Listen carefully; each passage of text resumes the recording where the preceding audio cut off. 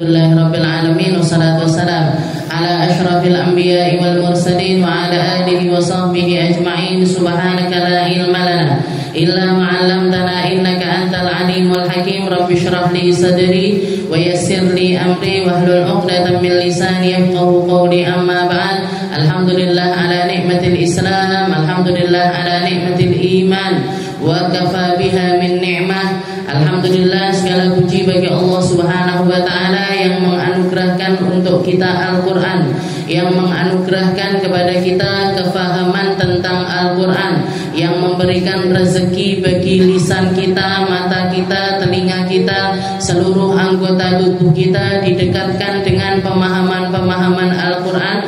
Maka sebagaimana orang-orang terdahulu terbercahayai dirinya, kehidupannya dengan keindahan Al-Quran, mugi-mugi Allah Subhanahu wa ta'ala memberikan hal yang serupa untuk kita, menjadikan kita hamba-hamba yang ngerti tentang Al-Quran, faham tentang Al-Quran, bisa menjadikan Al-Quran ini sebagai pemandu kita menuju surganya Allah, bisa menjadikan Al-Quran sebagai penerang kehidupan kita, penerang untuk usia-usia kita, penerang untuk seluruh hal yang Allah Ta'ala anugerahkan di dalam kehidupan kita.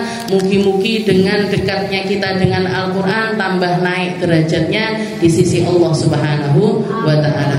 Karena mukjizatnya Al-Quran itu begitu nyata.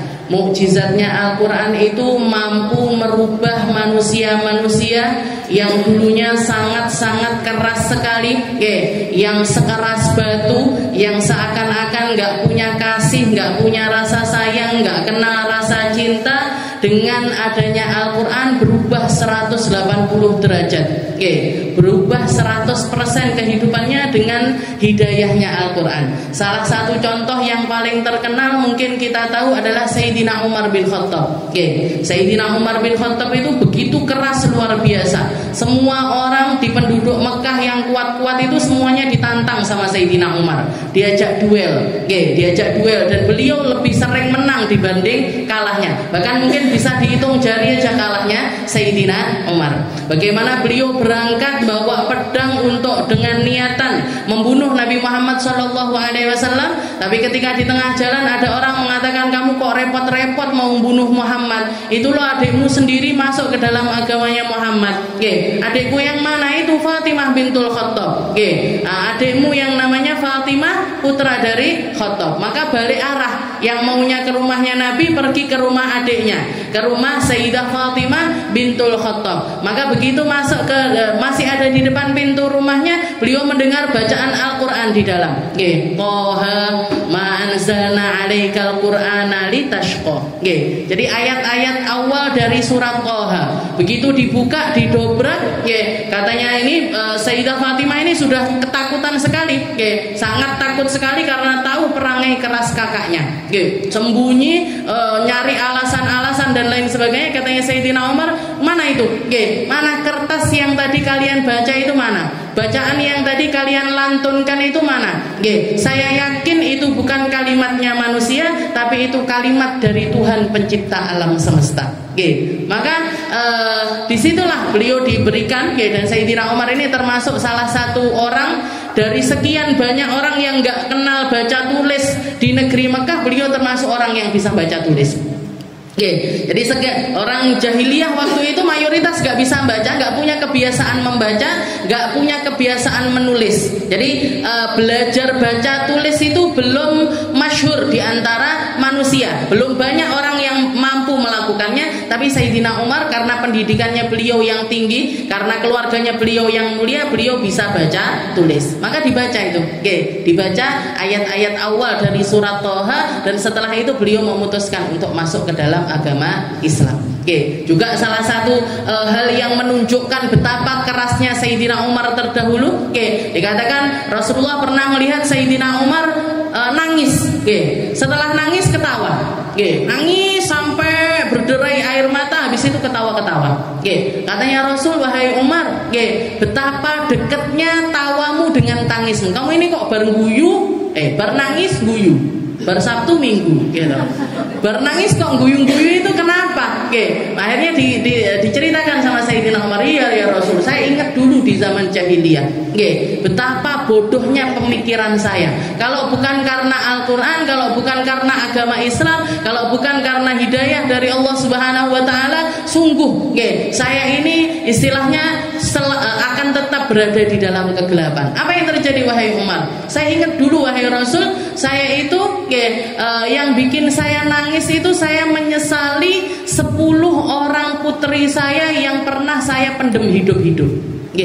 Jadi istrinya itu melahirkan berkali-kali, begitu anaknya ini kelihatan perempuan, nggak ditengok, nggak ditanya keadaan istrinya, kamu sakit, apa enggak, gimana perasaan, cuman dari balik pintu, langsung nanya, anakku lanang apa wedok, ketika dibilang perempuan, langsung diambil, dibawa keluar, dipendem di depan rumahnya, dipendem hidup-hidup, dipendem hidup-hidup, 10 orang, 9 atau 10 orang. Ganti Rasulullah yang nangis.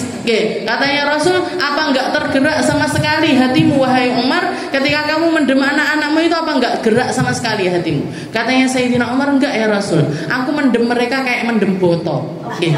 Saya mendem mereka kayak mendem botol, kecuali satu, karena waktu itu istri saya tahu persis apa yang akan saya lakukan kalau saya melahirkan anak perempuan, jadi dia nyembunyiin kalau anaknya ini perempuan. Dan waktu itu ketika dia melahirkan, ketika istri saya melahirkan, saya lagi dagang keluar kota. Jadi nggak nyaksikan kelahiran anak tersebut. Begitu lahir perempuan yang namanya ibu, dikandung 9 bulan, mek terima arep dipendem, ini kan sakitnya luar biasa, sakit sekali. Maka anak itu tadi, mulai dari bayi itu disembunyikan kalau dia ini perempuan. Didandani kayak laki, dikasih baju laki, ngoten niku, sampai usianya sekitar 4 tahun. Si bapak ini nggak tahu kalau anaknya perempuan, jadi ditumbuhkan kayak laki-laki sampai umur 4 tahun. Begitu dia usia 4 tahun, sudah mulai bapaknya intervensi di situ, diajarin manah, diajarin perang, diajarin naik kuda, diajarin megang tombak dan lain sebagainya. Akhirnya ketika lagi latihan seperti itu sama abahnya, sampai masuk hutan berburu dan lain sebagainya, di tengah hutan kebelet pipis, ini molone, begitu si anak ini tadi kebelet pipis, otomatis kan dipipiskan sama bapaknya tuh, akhirnya dipipiskan sama Sayyidina Umar. Begitu dibuka celananya, tiba-tiba anakku wedok. Kelihatan kalau anaknya perempuan, Bu, nggak pakai pulang, nggak pakai kompromi dulu sama istrinya, nggak pakai pamit dulu, nggak pakai musyawarah dulu. Ki anaknya digedekne ae apa wis kadung gede, enggak. Langsung pindah tempat dari hutan langsung ke padang Sahara. Waktu itu juga dia gali kuburan anaknya. Gali kuburan anaknya, ditaruh anaknya ini di dalam lubang yang bakalan ditimbun pakai tanah, dan anak itu main-main sama jenggotnya Sayyidina Umar sambil mengatakan, abah kita lagi main apa? Kita lagi main apa? Wa ana ahuthuhu 'ala turab, dan saya mendem dia dengan tanah, habis itu tak tinggal. Nah, ketika saat itu sempat di dalam hati ini kerentek, opo tak selamat neai, wis kadung gede, sudah terlanjur umur 4 tahun, tapi kerasnya beliau masih lebih mengalahkan kelembutan hatinya, dipendem akhirnya mati, pulang terus kayak ndak enek opo-opo, kayak nggak ada apa-apa. Itu kerasnya Sayyidina Umar. Setelah itu Rasulullah nanya terus, kalau kamu itu nangis ya, kamu itu sebab kamu nangis. Kalau kamu ketawa itu kenapa? Saya juga ingat dulu wahai Rasul, ketika saya masih nyembah berhala, di tengah perjalanan lupa Tuhannya nggak dibawa, berhala istilahnya carry, Tuhannya carry, patung yang mau disembah ini ketinggalan, ritualnya dia harian buat minta sehat, minta panjang umur, minta rezeki dan lain. Dia ibadah setiap hari, tapi carry Tuhan nih. Akhirnya ketika bingung-bingung seperti itu, dia kelihatan kayaknya wes adanya makanan. Akhirnya makanan itu ditumpuk-tumpuk, dijadikan Tuhan, disembah-sembah. Tengah-tengah nyembah-nyembah, luwe, dipangan Tuhan nih. Betapa bodohnya saya. Itu Tuhan saya yang bikin, tak sembah-sembah, baru ngono tak maem.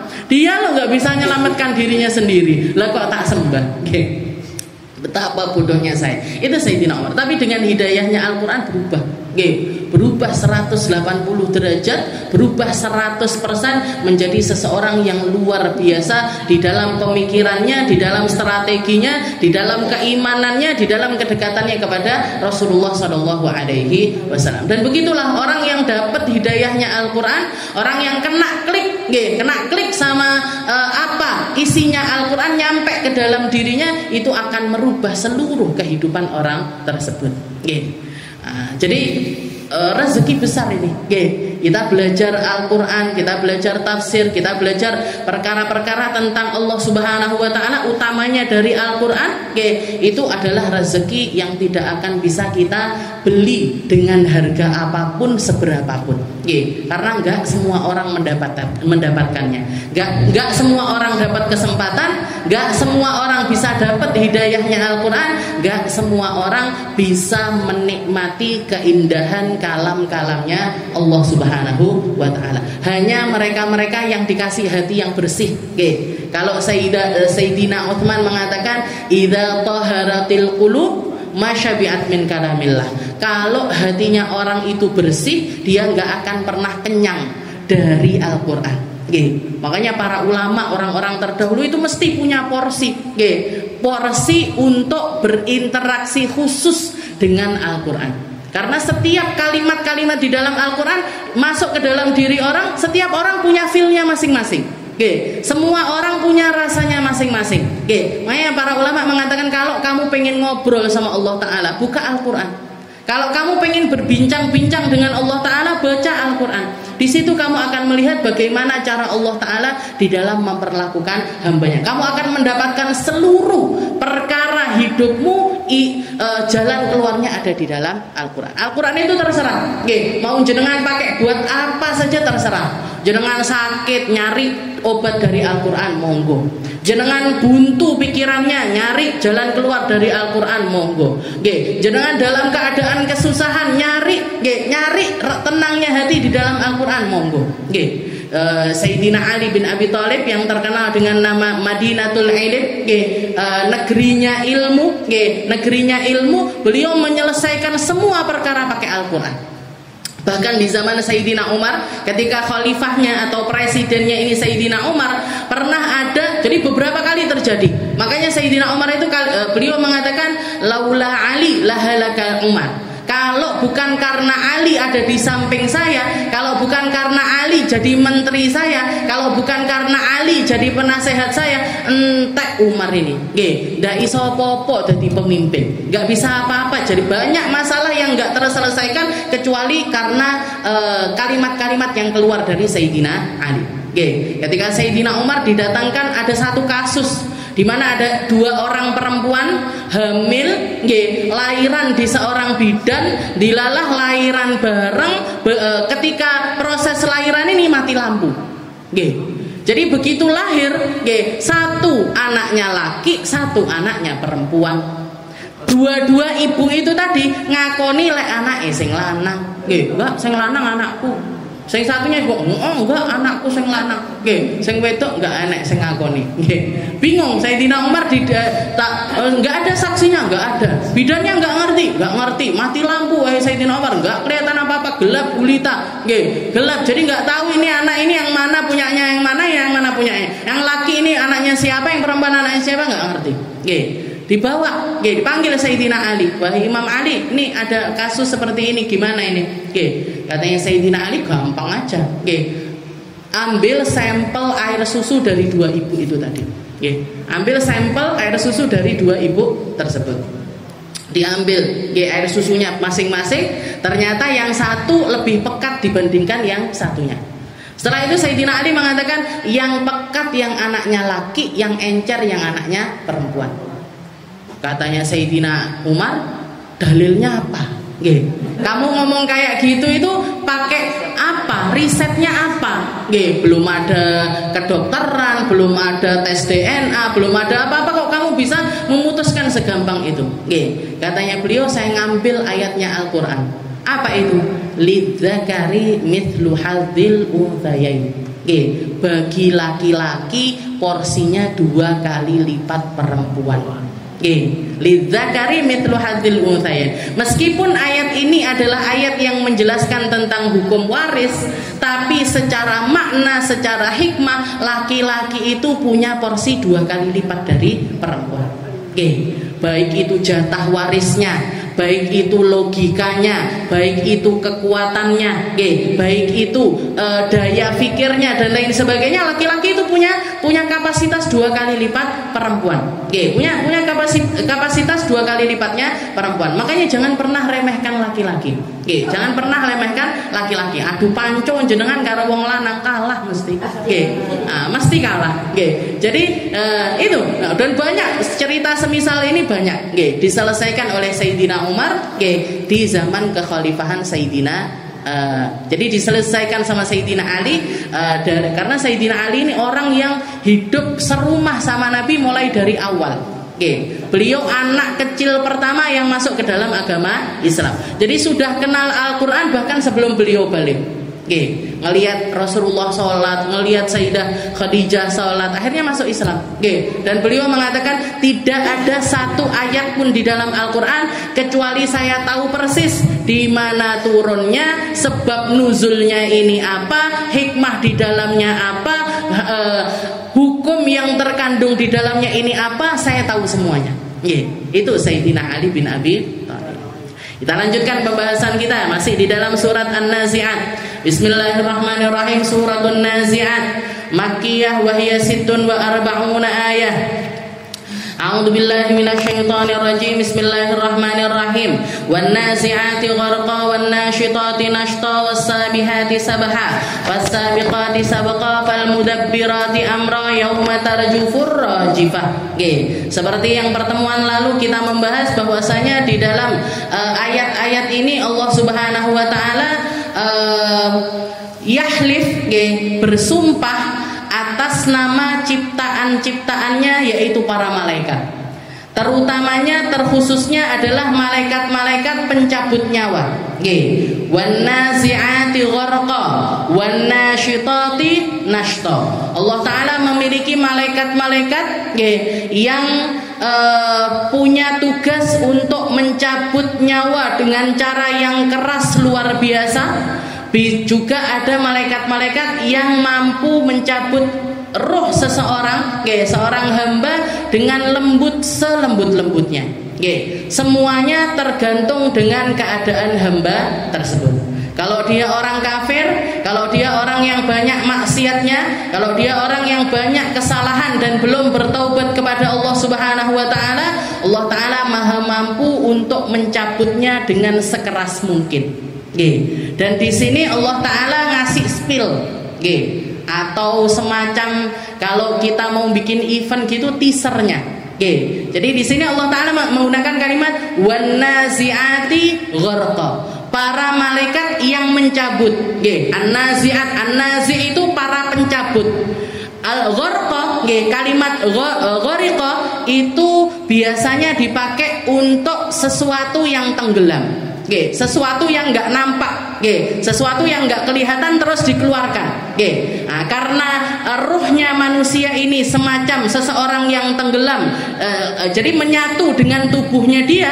Ketika dia dicabut, maka pencabutan ini bisa dengan sekeras mungkin, karena sudah menyatu dengan tubuhnya.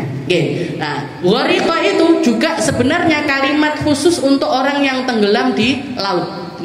Karena nanti salah satu contoh manusia yang dicabut nyawanya oleh Allah Ta'ala lewat malaikat dengan cara yang sangat-sangat menyeramkan, itu adalah kematiannya Fir'aun. Fir'aun ini kan matinya tenggelam. Fir'aun ini kan matinya ketika dia ngejar Nabi Allah Musa, dibukakan lautan sama Allah Ta'ala lewat Nabi Allah Musa beserta dengan rombongannya, masuk rombongannya Fir'aun sama bala tentaranya, terus lautnya disatukan lagi sama Allah Ta'ala. Jadi di sini Allah Ta'ala ngasih spilan atau teaser di awal, ini contohnya orang, contohnya manusia. Kalau kamu mau dicabut nyawamu dengan cara yang mengenaskan, tirukan semua yang dilakukan Fir'aun. Sombongnya tirukan, pongahnya tirukan, kurang ajarnya tirukan, maksiatnya tirukan, nggih. Garek cepak-cepak ae. Nanti kamu kalau mati akan aku kirimkan malaikat yang mencabut nyawamu dengan cara yang sama seperti ketika dia nyabut nyawanya Fir'aun. Nggih. Dicabut nyawanya dengan sangat sulit sekali, dengan rasa sakit yang luar biasa. Bahkan itu tadi, nggih. Dicabut dibalik neneh, dicabut. Jadi dari mulai mata kaki, nggih, orang dicabut nyawa itu kan naik, nggih, mulai dari kakinya, nggih. Itu kalau orang-orang kafir, orang-orang non muslim, orang-orang yang banyak kesalahannya, banyak maksiatnya, nggih, nanti naik sampai mata kaki dibalik neneh. Naik sampai ke betis dibalik neneh. Naik lagi sampai ke lutut dibalik neneh. Terus seperti itu. Makanya ada orang yang sakaratul mautnya itu sampai seminggu, sampai sebulan, sampai 2 bulan, ulung komeng nggak karu-karuan, nggak karu-karuan, baru setelah itu dia mendapatkan kematiannya dengan cara yang semacam itu. Wan nazi'ati gharqa. Na'udzubillahi min dzalik. Oh ya, ini tadi bukan suruhan loh Bu, nggih. Itu cuman kiasan aja. Kalau mau semodel sama Fir'aun, garek teroknya, nggih. Tinggal tirukan aja amaliyahnya Fir'aun ini kayak apa, rutinannya Fir'aun ini kayak apa. Lengkap Bu, Fir'aun itu maksiatnya lengkap. Nggih, yo medok, yo judi, yo ngombe, ya bahkan bunuh istrinya sendiri, nggih, bunuh istrinya sendiri. Bahkan kebejatannya ini sampai punya kebijakan di satu negara. Istilahnya Fir'aun itu kan kayak pemimpin, kayak seorang presiden lah kalau di Indonesia. Bayangkan seorang presiden bikin undang-undang, nggih, siapapun bayi yang lahir laki-laki dari kalangan Bani Israel pateni kabeh. Nggih. Berapa ribu bayi itu yang dibunuh sama Fir'aun? Nggih, berapa ribu orang yang dibunuh sama Fir'aun? Nggih. Sampai sekarang pun ada orang-orang model kayak Fir'aun ini ada. Nggih. Itu orang-orang Israel itu, nggih. Bahkan kayaknya Fir'aun aja insecure sama dia. Nggih. Fir'aun aja kalah bejat dibandingkan orang tersebut. Nggih. Kalau Fir'aun yang dibunuhin bayi laki-laki aja, perempuan enggak dibunuh. Nggih, anak etok ibunya enggak melok dibunuh. Nggih, anaknya aja ibunya enggak ikut dibunuh. Anak laki-laki aja enggak sekeluarga dibunuh. Nah, sekarang ini Fir'aun zaman sekarang enggak lanang, enggak wedok, enggak dewasa, enggak anak kecil, semuanya dibunuh. Nggih, berapa ribu itu sudah yang dibunuh? Karena kebijakannya siapa? Kebijakan presidennya kan? Nggih, kebijakan perdana menterinya atau pemimpin negara tersebut. Dia orang yang paling bertanggung jawab atas kematian semua orang yang ada di Palestina. Dia orang yang paling. Jadi saya katakan nggih, Fir'aun setiap zaman itu akan ada Fir'aun. Nggih, setiap zaman akan ada Fir'aun. Makanya para ulama ada kalimat di dalam para ulama itu mengatakan kullu maulud, nggih, semua bayi yang lahir itu punya potensi untuk jadi Musa ummati am Fir'aun ummati. Bisa jadi manusia paling baik semacam Nabiullah Musa di umat tersebut, di zaman tersebut, juga bisa jadi Fir'aunnya zaman tersebut. Oke, Fir'aunnya semacam Fir'aunnya Nabiullah Musa, semua zaman. Oke, kita semuanya ini punya pilihan, mau jadi orang baik, mau jadi orang baik terserah kita.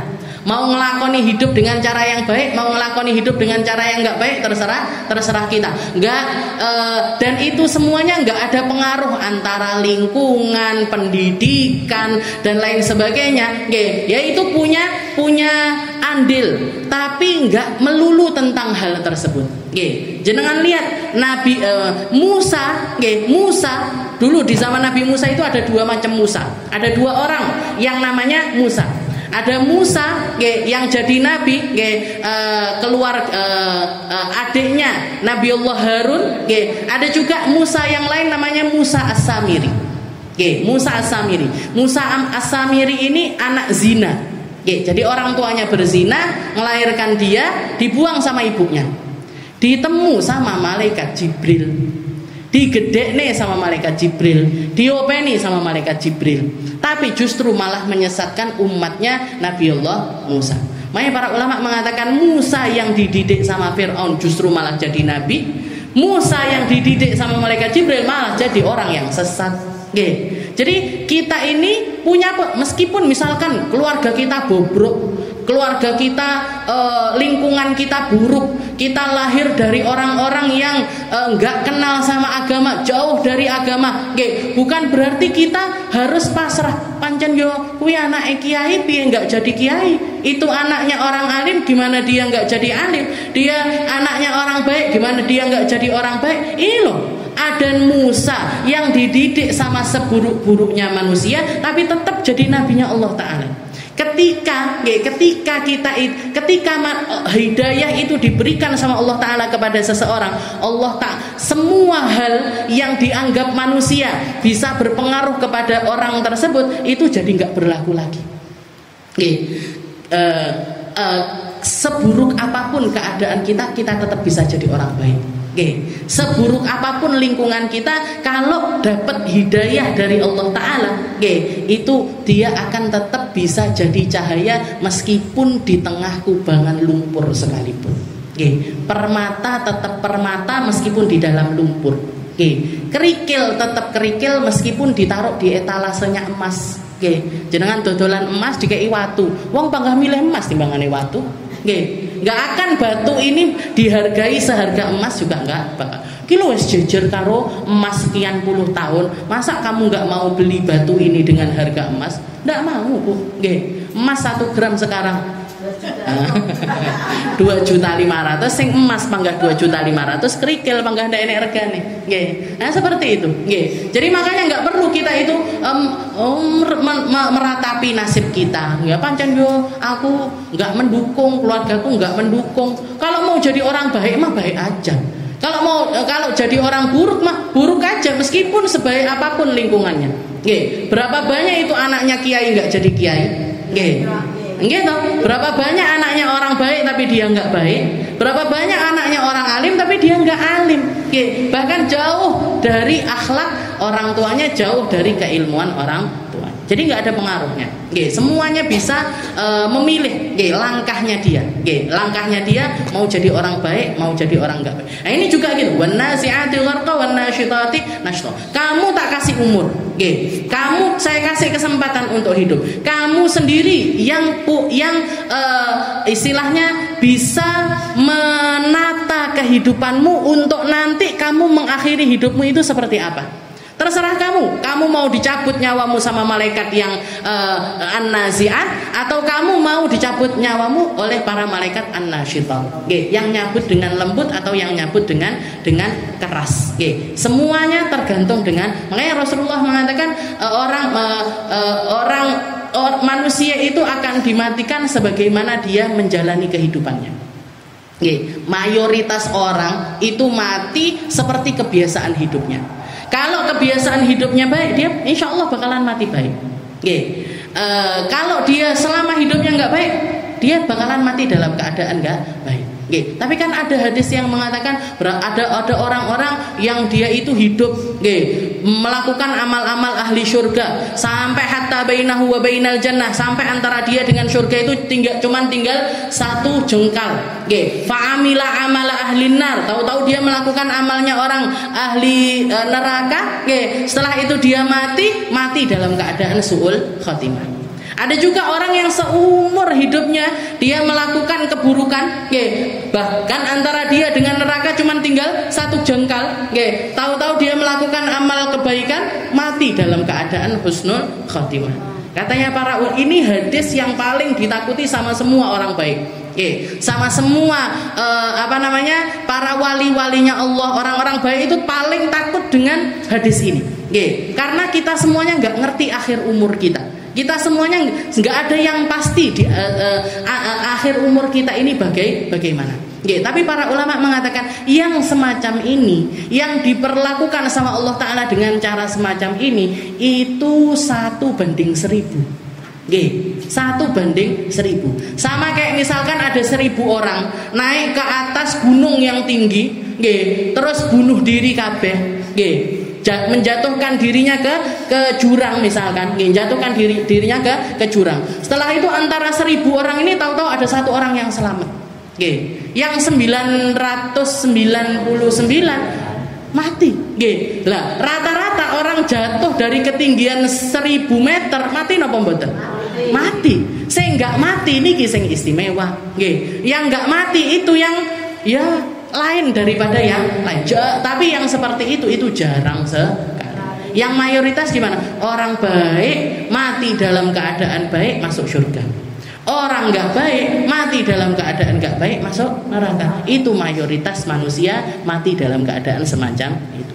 Wan nazi'ati gharqa wan nasyitati nashta was-sabihati sabha was-sabiqati sabqa fal mudabbirati amra. Dan di ayat-ayat yang selanjutnya Allah Taala nerangkan kepada kita tentang profesionalismenya para malaikat. Nggih.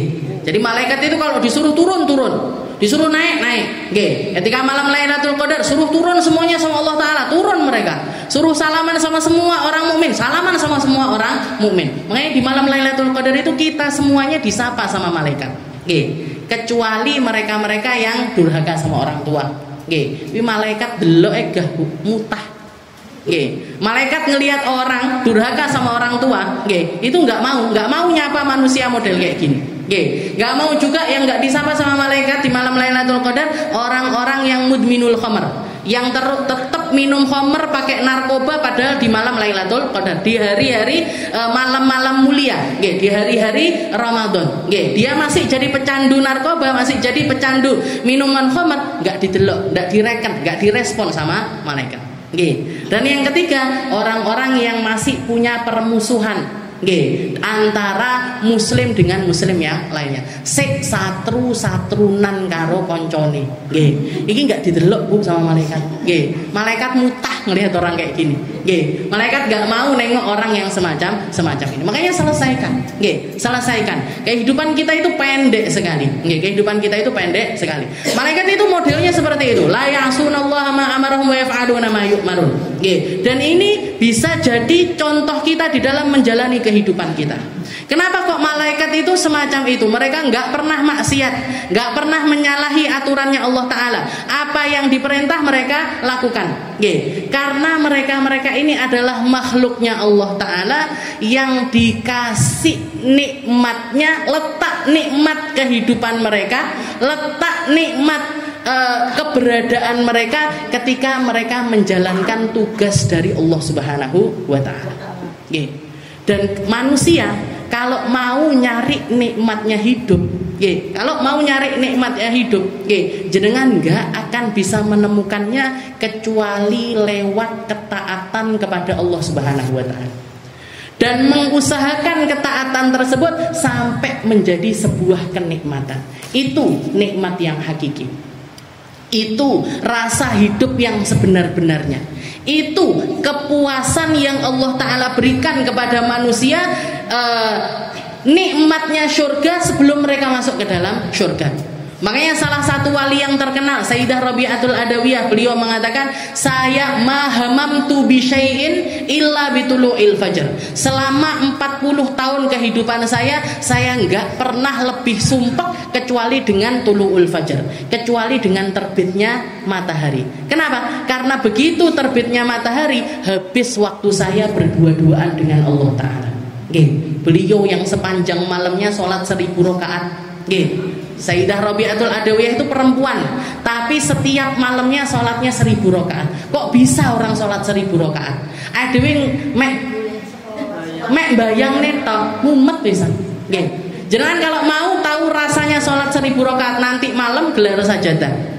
Sholat 2 rakaat, habis itu salam, sholat lagi, salam lagi, sholat lagi, salam lagi, sholat lagi, sampai salam lagi. Sampai kapan Ustaz? Sampai keju. Di situ jenengan akan merasakan betapa beratnya perjuangan manusia-manusia macam Sayyidah Rabi'atul Adawiyah, Sayyidina Ali Zainal Abidin. Setiap malam Bu istiqomahnya itu sholat 1000 rakaat. Kok iso menungso dadi koyok ngono? Kenapa? Kenapa? Karena mereka memilih jalan takwa dan mereka mengistiqomahi ketakwaan tersebut sampai ketakwaan itu jadi sebuah kenikmatan. Dan Nabi Muhammad mengatakan, Rasulullah itu mengatakan, usjudu hatta tatma'inna sajidan. Kamu itu kalau sujud, tumakninahlah kamu di dalam sujud sampai kamu benar-benar ngerasakan rasanya sujud. Warka hatta tatma'inna fir ruku'. Nggih, rukuklah kamu sampai kamu itu tumakninah di dalam rukukmu, nggih, dan kamu menjadi manusia yang sebenar-benarnya di dalam rukuk.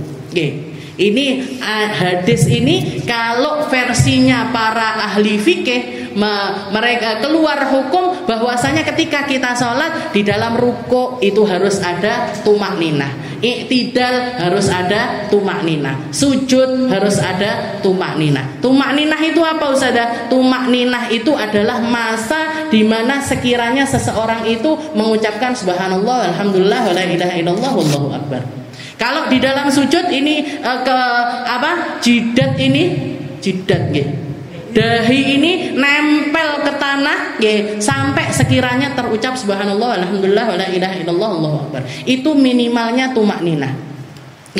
Tapi kalau orang-orang ahli adab atau dari segi ilmu adab atau dari segi ilmu akhlak yang dimaksudkan sama Rasulullah di situ, kamu itu kalau sujud sing tenanan sujudmu, yang beneran penghambaanmu kepada Allah Ta'ala. Kamu ketika rukuk seriuslah kamu di dalam rukukmu, karena ketika kamu mengistiqomahi rukukmu dengan sebenar-benarnya merasa tadallul, istilahnya menundukkan diri kita di hadapan Allah Ta'ala, di situ akan keluar rasa-rasa nikmatnya jadi hamba Allah Ta'ala yang dirasakan sama orang-orang baik, yang dirasakan sama wali-walinya Allah Ta'ala, yang dirasakan sama orang-orang mulia, karena mereka itu sholat, mereka itu ibadah, diistiqomai ibadahnya sehingga itu menjadi sebuah kenikmatan di dalam kehidupan mereka. Nerokne sapa Bu? Nerokne malaikat. Nggih. Malaikat itu la ya'sunallah ma amarahum wa yaf'aluna ma yu'marun. Mereka enggak pernah bermaksiat sama Allah Ta'ala. Disuruh baru dilakoni. Disuruh naik, disuruh turun. Nggih. Bahkan ada saat di mana para malaikat itu pernah disuruh sama Allah Ta'ala. Nggih. 10.000 malaikatnya Allah Ta'ala disuruh turun untuk bantuin Nabi Muhammad perang. Nggih. Idyuha lil malaikati, ketika Allah Ta'ala mewahyukan kepada para malaikat untuk bantuin perangnya Rasulullah Sallallahu Alaihi Wasallam, katanya malaikat ketika itu pertanyaan mereka polos sekali, karena mereka ini malaikat ini kan kalau diciptakan sama Allah Ta'ala, misalkan diciptakan, kamu tak ciptakan untuk rukuk, maka mereka mulai dari diciptakan rukuk terus sampai kapan? Sampai kiamat. Disuruh sujud terus sampai kiamat. Disuruh baca alhamdulillah terus. Diganti Allahu Akbar ndak iso, Bu. Sampai kiamat. Ini malaikat. Malaikat itu modelnya seperti itu, diciptakan untuk satu ibadah dan mereka mengistiqomainya sampai hari kiamat. Tahu-tahu dapat tugas dadakan. Disuruh ngewangi perang, latihan perang ndak tahu. Nyekel pisau nggak tahu, nyekel pedang nggak tahu, nyekel panah juga nggak pernah. Tahu-tahu disuruh ikut perang. Nanya sama Allah Ta'ala, ya Allah terus saya dewe kok perang piye? Kita ini ngapain di peperangan itu ngapain? Allah Ta'ala cuma mengatakan fadribu fauqal a'naq wadribu minhum kullabanan. Wes pokoknya ketemu sama orang kafir tuh gelen lehere, tebas saja lehernya, potong aja sendi tangannya. Pokoknya kalau kamu ketemu orang kafir, tes.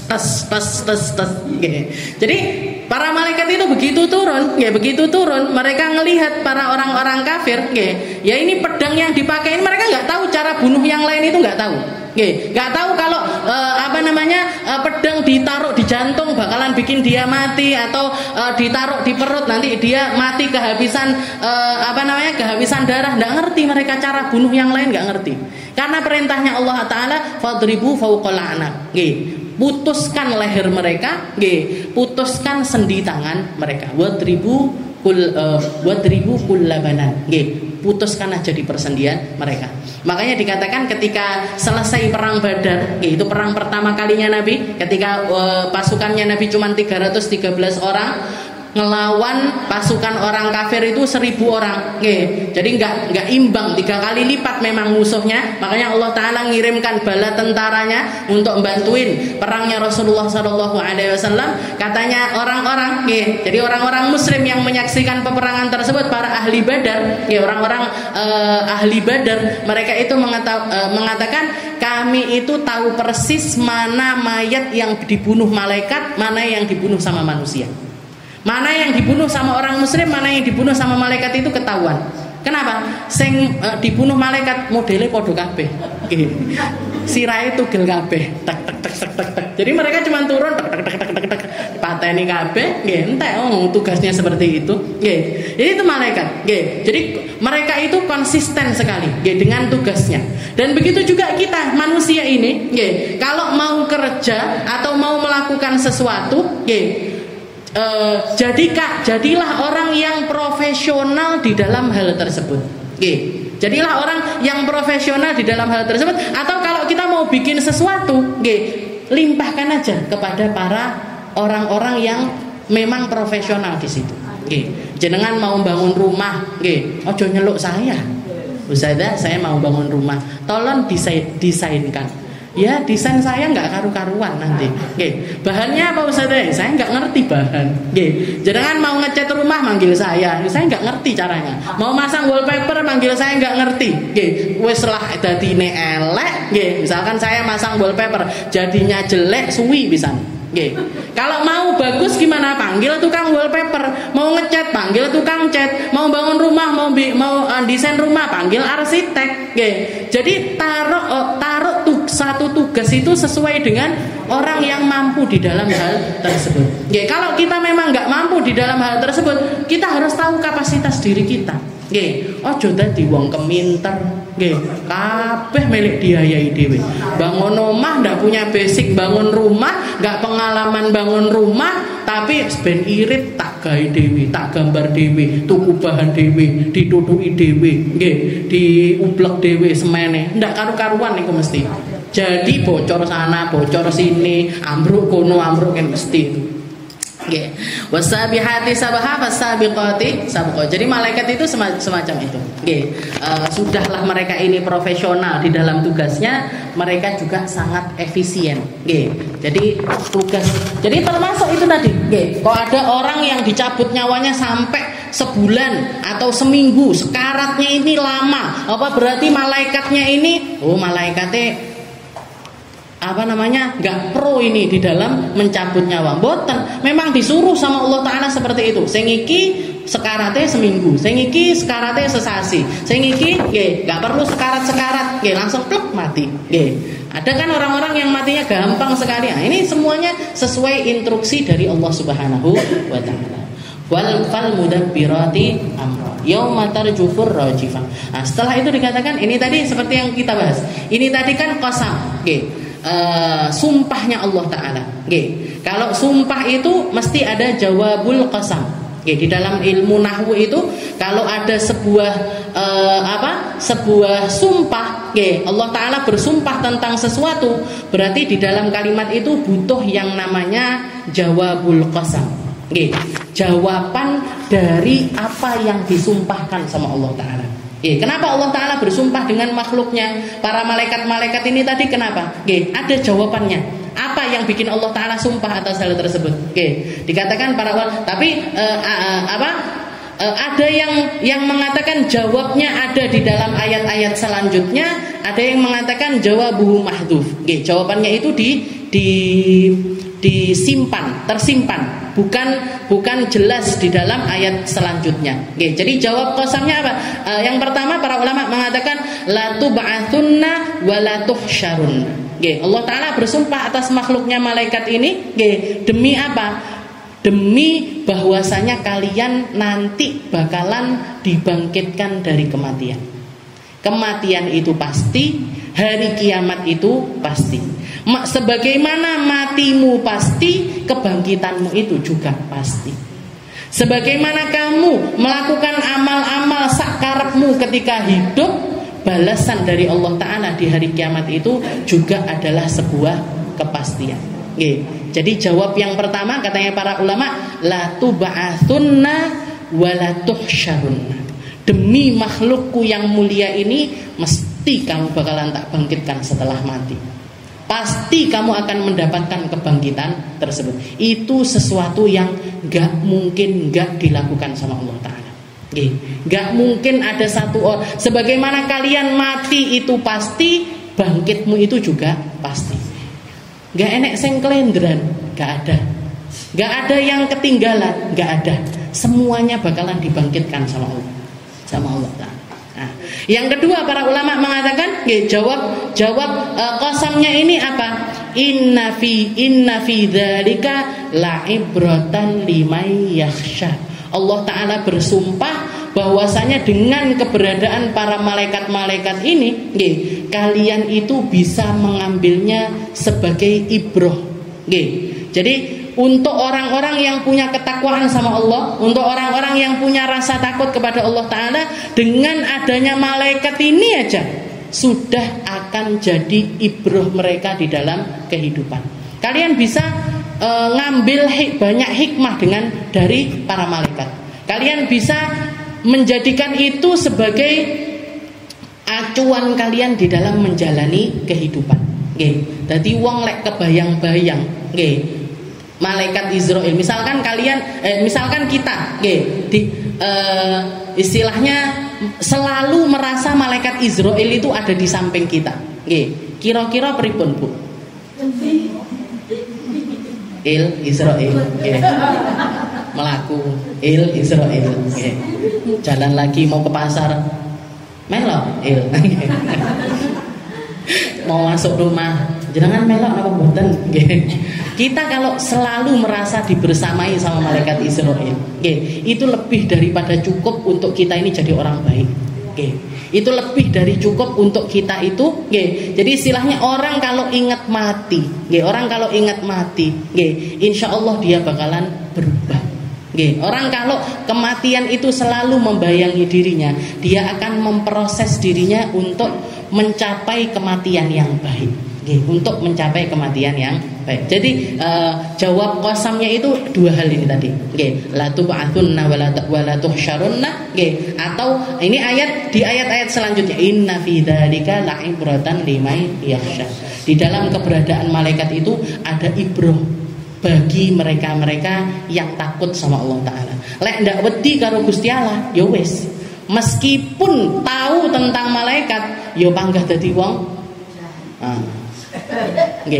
Itu orang-orang itu tua-tua padahal presidennya Amerika ya wis sepuh, presidennya Israel ya wis sepuh, mereka tahu persis bakalan mati. Tapi karena dilupakan dari kematian, karena mereka terlena dengan kehidupannya, nggak merasa kalau dia itu kematian itu akan menjadi babak baru di dalam kehidupannya yang mengerikan, mereka memilih untuk mengindahkan itu semuanya. Atau kalau nggak gitu, rata-rata kalau orang sudah sejahat itu, yang mendominasi hatinya adalah rasa sombong di hadapan Allah Subhanahu wa Ta'ala. Kayak Fir'aunnya umatnya Nabi Muhammad SAW. Rasulullah mengatakan likulli nabiyyin Fir'aun wa Fir'aun ummati Abu Jahal. Semua nabi-nabinya Allah Ta'ala itu punya Fir'aunnya masing-masing. Nabi Ibrahim punya Raja Namrud. Nabi siapa itu yang melawan Jalut? Nah, itu juga Fir'aunnya adalah Jalut. Jadi semua nabi-nabi itu punya Fir'aun. Sedangkan Fir'aunnya Nabi Muhammad Abu Jahal ini, yang ketika Rasulullah masih ada di negeri Mekah, nggak pernah absen, naruh kotoran di depan rumahnya Nabi. Nggak pernah absen buang sampah di depan rumahnya Nabi. Dan responnya Nabi tetap kotor diresiki, enek sampah ya diguak sampai. Tapi itu dilakukan setiap hari. Dan dimanapun Rasulullah jalan untuk mendakwahkan Islam, dia akan selalu memutuskan dakwahnya Rasulullah SAW. Sing ngentai Abu Jahal. Sampai akhir umurnya pun seperti itu. Dikatakan Abu Jahal ini ketika mati, yang bunuh Abdullah bin Mas'ud. Abdullah bin Mas'ud itu sahabatnya Nabi, kecil kurus. kering. Nggih. Bahkan dikatakan pernah ada angin rodok banter melembung, Bu. Nggih. Melembung kesingkap kakinya, para sahabat ketawa delon-delon sikile cilik koyok kayu siwak. Nggih. Saking kurusnya Abdullah bin Mas'ud. Pernah ketika jalan di negeri Makkah, sudah masuk Islam Abdullah bin Mas'ud, ditempeleng sama Abu Jahal, kelempar 10 meter. Nggih. Ngadu sama Nabi, ya Rasul, saya barusan ditempeleng sama Abu Jahal. Katanya Nabi Muhammad, ar-ra's bir-ra's. Wahai Abdullah bin Mas'ud, kepala dibalas kepala. Kamu sekarang ditempeleng Abu Jahal, kamu nanti yang bakalan menggal kepalanya Abu Jahal. Nggih. Kapan itu ya Rasul? Nanti bakalan datang waktunya. Ternyata benar. Nggih. Ketika perang, nggih, ketika di medan peperangan, Abu Jahal ini di istilahnya bukannya jatuh atau ditumbangkan sama kesatria-kesatria kayak Sayyidina Ali kan memang terkenal dengan kesatrianya, atau Sayyidina Hamzah, bukan orang-orang populer di dalam peperangan seperti itu, tapi malah justru Abdullah bin Mas'ud.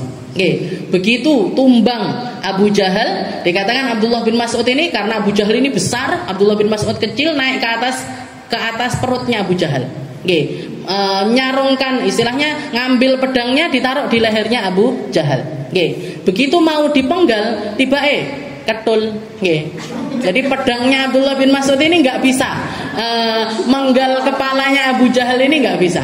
Tapi sombongnya Abu Jahal mengatakan, wahai Abdullah, oke, nggak usah pakai pedangmu, ambil pedangku, penggal aku pakai pedangku. Oke. Diambil pedangnya Abu Jahal, ditaruh di lehernya.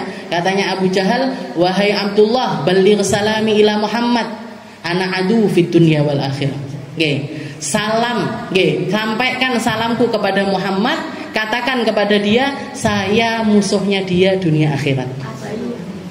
Saya musuhnya dia dunia akhirat. Begitu dipenggal, diseret kepalanya, ya Abdullah bin Mas'ud ini bahkan dikatakan buat ngangkat kepalanya Abu Jahal lo ndak kuat, Bu. Tadi digelinding nih, rambutnya diseret, diseret kepalanya, dibawa ke kemahnya Nabi, dibawa ke hadapannya Rasul, diperlihatkan, ya Rasul, beneran ya Rasul, ar-ra's bir-ra's, beneran, ternyata kepala Abu Jahal saya yang menggal. Setelah itu apa yang diucapkan dia, wahai Abdullah? Dia mengatakan di akhir umurnya, ketika dia sudah mau mati, dia mengatakan baligh salami ila Muhammad ana adu fid dunya wal akhirah. Katakan kepada Muhammad, saya musuhnya Muhammad dunia akhirat. Maka Rasulullah mengatakan likulli nabiyyin Fir'aun wa fir'aunu ummati Abu Jahal wa fir'aunu Muhammad asyad min fir'auni Musa. Jadi katanya Nabi, semua Nabi punya Fir'aun, dan Fir'aunku adalah Abu Jahal. Dan Fir'aunnya Muhammad lebih parah dibandingkan Fir'aunnya Musa. Fir'aunnya Musa ketika tenggelam, akhir usianya, ketika sudah sekarat mau mati, rohnya sudah di kerongkongan, yang keluar dari lisannya adalah amantu bi Rabbi Musa wa Harun. Saya beriman kepada Tuhannya Musa, Tuhannya Harun. Tapi karena sudah telat, sudah rohnya ini sudah naik di atas kerongkongan, tidak diampuni sama Allah Ta'ala. Sedangkan Fir'aunnya Muhammad justru mengatakan, saya musuhnya dia dunia akhirat. Perang nemen itu. Nah, itu karena apa? Karena sombong. Sombong sing dituruti, merasa berkuasa, merasa memiliki segalanya, seakan-akan nggak bakalan mati. Seakan-akan nggak bakalan. Setelah itu Allah Ta'ala mengatakan, yauma tarjufur rajifah tatsba'uhar radifah, ay an-nafhatul ula biha yarjifu kullu syai' ay yatazalzalu fawsifat bima yahduthu minha. Dikatakan nanti akan datang hari di mana bumi ini diguncang sama Allah Ta'ala. Yauma tarjufur rajifah, hari di mana semua perkara itu berguncang. Kalau kita melihat gempa bumi, di saat sekarang ini, ketika kita masih hidup kan kita ketemu banyak gempa bumi. Kadang ada yang goyang cuman goyang aja. Ada yang kalau besar, sak besar-besare gempa itu biasanya bumi di daerah tersebut terguncang, dan dari guncangannya ini yang di atas runtuh ke bawah. Yang di atas runtuh ke bawah. Itu gempa bumi yang menjadi penanda untuk kita membayangkan tentang gempa bumi maha dahsyat yang terjadi di hari kiamat. Nggih. Jadi kalau misalkan kita pakai bahasa, bahasanya Al-Qur'an, bahasa diguncang ini macam-macam. Ada ayat yang idza zulzilatil ard. Ketika bumi diguncang sama Allah. Nah, bumi diguncang ini modelnya seperti yang kita saksikan itu. Kalau begitu diguncang, yang atas ini jatuh ke bawah. Tapi ketika Allah Ta'ala menyempurnakan dengan kalimat idza zulzilatil ardu zilzalaha, ketika bumi diguncang. Dan efek dari guncangan ini bukan cuman yang atas yang jatuh ke bawah, tapi yang di dalam nyembur keluar. Dan itu bukan cuman di satu daerah, tapi seluruh alam semesta merasakan guncangan yang sama, efek yang sama, besar yang sama. Yang muntahkan, yang atas jatuh ke bawah, yang bawah naik ke atas. Itu gambaran dari hari kiamat yang diberlakukan sama Allah Ta'ala nanti. Di ayat yang lain, idza waqa'atil waqi'ah laisa liwaqatiha kadhibah khafidatur rafi'ah idza rujjatil ardu rajja. Ketika bumi diguncang. Guncangnya ini enggak cuman guncang gini aja, tapi yang atas turun ke bawah, yang bawah naik ke atas. Makanya dikatakan bintang-bintang jatuh semuanya. Isinya laut naik semuanya. Gunung-gunung kecabut dari tempatnya. Dan itu bukan cuma satu daerah aja, tapi seluruhnya. Makanya dikatakan di sini yauma tarjufur rajifah, hari di mana bumi diguncang dengan guncangan yang luar biasa sama Allah Ta'ala. Dan itu terjadi ketika an-nafkhatul ula, ketika malaikat peniup sangkakala niupkan sangkakalanya yang pertama kali. Yang dari efek kehancurannya ini membuat semua makhluk yang di langit ataupun yang di bumi mati semuanya. Jadi bukan cuma manusianya aja yang mati, hewannya juga mati, ikan-ikan di lautan semuanya juga mati, hewan-hewan sekecil apapun itu, bahkan mungkin dikatakan bakteri dan lain sebagainya, semuanya mati. Semuanya dihancurkan sama Allah Ta'ala dengan guncangan yang luar biasa. Malaikat semuanya juga dimatikan sama Allah Ta'ala. Sampai malaikat yang terakhir yang dimatikan sama Allah Ta'ala, malaikat Jibril, malaikat Mikail, baru setelah itu malaikat Israfil yang niup sangkakala itu tadi. Niup sangkakala. Nah, setelah itu malaikat Israfil. Karena yang nyabut nyawanya malaikat Israfil, malaikat Jibril, malaikat Mikail ini juga malaikat pencabut nyawa. Setelah ditanya sama Allah Ta'ala, ketika ditanya malaikat pencabut nyawa ini ditanya, "Bapak sudah selesai tugasmu?" "Sampun Gusti." Gak ada tersisa lagi. Ini makhlukku gak ada yang tersisa lagi di langit di bumi, semuanya sudah kamu cabut nyawanya. "Sampun Gusti." "Kamu gak kelupa siapa-siapa?" "Boten Gusti." "Kamu gak lupa sama dirimu sendiri?" "Lah kamu ini loh juga makhlukku." "Oh iya." "Terus saya gimana?" Maka dikatakan Allah Ta'ala yang nyabut nyawanya malaikat Israfil. Jadi malaikat pencabut nyawa dicabut nyawanya sama Allah Ta'ala sampai dalam kurun waktu 40 tahun. Hancur semuanya, habis digulung semuanya sama Allah Ta'ala. Nanti di surat-surat yang selanjutnya At-Takwir dan lain sebagainya dijelaskan lebih detail lagi tentang proses hari kiamat itu tadi. Jadi semuanya diratakan sama Allah Ta'ala. Allah Ta'ala bikin bumi yang lain lagi. Allah Ta'ala membuat langit yang baru lagi. Allah Ta'ala membuat matahari yang baru lagi. Selama 40 hari 40 malam. Baru setelah itu Allah Ta'ala nurunkan hujan. Yang dari hujan tersebut tumbuhlah semua makhluk yang pernah hidup.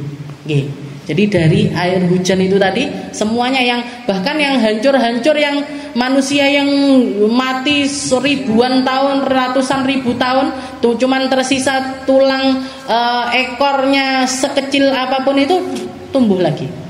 Tumbuh lagi, dihidupkan lagi sama Allah Ta'ala. Yauma tarjufur rajifah tatsba'uhar radifah. Jadi tiupan sangkakala yang pertama diikuti dengan tiupan sangkakala yang kedua. Qulubu yawma idzi wajifah absaruha khasyi'ah. Semua hati di masa tersebut dalam keadaan ketakutan. Jadi nggak ada satu hati pun kecuali merasakan takutnya hari kiamat, takutnya dibangkitkan. Jadi ketika mereka dibangkitkan itu rasanya satu rasa, semuanya takut, semuanya khawatir, sampai absaruha khasyiah, mata mereka semuanya menunjukkan kekhusyuan, khusyuk semuanya, nggak bisa mikir apapun. Khusyuk ini kan rasa dimana seseorang itu fokus di dalam satu perkara, tidak terdistrak oleh apapun. Jangan ketika sholat yang khusyuk ini gimana? Sholat yang kita fokus di dalam sholat kita. Ketika takbir fokus, ketika baca iftitah fokus, ketika baca Fatihah fokus. Duduk iki mang wis Fatihah apa durung? Iki mang suratku sing tak waca apa? Iki mang rakaat 1 apa rakaat 2? Kalau sudah kayak gitu berarti tidak khusyuk. Ketika orang di hari kiamat nanti semuanya khusyuk, padahal kurun waktunya mereka ketika di padang mahsyar itu lebih dari 500 tahun, tapi semuanya dalam keadaan khusyuk. Khusyuk berarti apa? Enggak mikir apa-apa kecuali dirinya sendiri. Enggak ketakutan atas apapun kecuali atas dirinya sendiri. Wala taziru waziratun wizra ukhra. Karena setiap dari kita menanggung panenan dosa masing-masing. Enggak ada ibu yang nanggung dosa anaknya, enggak ada anak yang nanggung dosa ibunya. Enggak ada suami yang nanggung dosa orang lain, kecuali mereka-mereka yang ditanggungannya, istri dan anak-anaknya. Kalau anak-anaknya enggak perlu nanggung dosa bapaknya. Enggak ada teman nanggung dosa temannya. Enggak ada tetangga nanggung dosa tetangganya. Enggak ada guru nanggung dosa muridnya. Enggak ada murid nanggung dosa gurunya. Enggak ada. Wala taziru waziratun wizra ukhra. Ketika orang melakukan kesalahan, ketika orang melakukan keburukan, ketika orang melakukan maksiat kepada Allah Ta'ala, di hari kiamat dia akan menanggung dosanya masing-masing. Jadi ketika hari kiamat itu absaruha khasyiah, mata mereka semuanya memancarkan kekhusyuan. Khusyuk yang sebenar-benarnya terjadi di hari kiamat. Karena semua makhluk khusyuk, semua makhluk takut, semua makhluk gak kepikiran apapun kecuali dirinya sendiri. Bahkan sekelas nabi-nabinya Allah Ta'ala, Nabi Allah Adam nafsi-nafsi, Nabi Allah Idris nafsi-nafsi, Nabi Ibrahim nafsi-nafsi, semuanya ngomong nafsi-nafsi, kecuali Nabi Muhammad SAW. Nabi Muhammad yang mengatakan ana laha, saya yang punya syafaat, hanya saya yang punya syafaat, hanya saya yang punya kapasitas untuk menyelamatkan kalian semuanya dari tempat yang penuh dengan ketidakpastian ini menuju tempat selanjutnya. Menuju tempat selanjutnya. Jadi cuman Rasul, makanya dikatakan Rasulullah itu pemilik syafaatul udmah. Syafaat terbesar itu dimiliki sama Nabi. Karena semua makhluk, semua makhluk bukan cuma manusia, yang muslim, yang non muslim, bahkan nabi-nabinya Allah Ta'ala, semuanya dapat syafaatnya Rasulullah SAW. Yaitu dipindahkan dari mahsyar yang penuh dengan ketidakpastian menuju kelanjutan cerita dari hari kiamat. Menuju pertanggungjawaban amal, menuju timbangan amal, menuju pemberian kitab masing-masing, menuju selanjutnya itu setelah adanya syafaatnya dari Rasulullah SAW. Absaruha khasyiah. Makanya kenapa kok Rasulullah itu nyuruh kita khusyuk ketika di dunia? Biar apa? Biar nanti khusyuknya kita di hari kiamat itu bukan karena ketakutan. Sama-sama, semuanya tetap bakalan ketakutan di hadapan Allah Ta'ala, tapi orang tersebut masih memiliki harapan-harapan bahwasanya dia ini akan keadaannya ini akan semakin membaik. Karena orang begitu dibangkitkan wis ketok kabeh, Bu. Seperti yang dulu di An-Naba kita ceritakan, ketika salah satu sahabat nanya kepada Rasul keadaannya orang-orang di hari kiamat, kan macam-macam. Ada yang dimodel kayak anjing, ada yang dimodel kayak babi, ada yang jalan pakai kepalanya, ada yang kepala jadi kaki dan lain sebagainya. Ada yang disalib, ada yang liurnya itu keluar terus menerus, muntah sana muntah sini. Semua keadaannya manusia itu diperlihatkan sejelas-jelasnya sama Allah Ta'ala. Dan semua, tapi yang pasti ketika orang ini dalam keadaan baik, dia dibangkitkan dengan keadaan baik, masa menunggunya pun itu meskipun masanya itu adalah 500 tahun, tapi dia cuman merasa kayak antara siang sampai sore, cuman seperti antara duhur sama asar masa menunggunya mereka. Kalau orang-orang baik, rasa menunggunya mereka cuman kayak orang sekilas lama, tapi cuman antara duhur sama asar, masih bisa lah. Masih bisalah kita untuk menunggu. Nah, ketika orang-orang baik menunggunya mereka ini enggak lama, ketakutannya mereka ini enggak lama, khusyuknya dalam ketakutan ini juga enggak lama. Absaruha khasya. Yaquluna inna lamarduduna fil hafirah aidza kunna idhaman nakhirah. Semuanya saling menanyakan kepada dirinya, ini adewe dibangkitne iki apa dibalikne ning donya? Apa kita bakalan dikembalikan ke dunia? Katanya Allah Ta'ala, padahal kita sudah jadi tulang belulang, apa dikembalikan ke dunia lagi? Qalu tilka idan karratan khasirah. Enggak, itu adalah satu pengembalian yang enggak mungkin istilahnya. Kamu bukan saya kembalikan ke dunia, kamu saya bangkitkan untuk mempertanggungjawabkan apa yang telah kamu lakukan di dunia. Fa inna ma hiya zajratu wahidah fa idahum bis-sahirah hal ataka hadithu Musa idnadahu rabbuhu bil wadil muqaddasi tuwa wallahu a'lam bis-shawab. Insyaallah kita lanjutkan di pertemuan kita yang selanjutnya.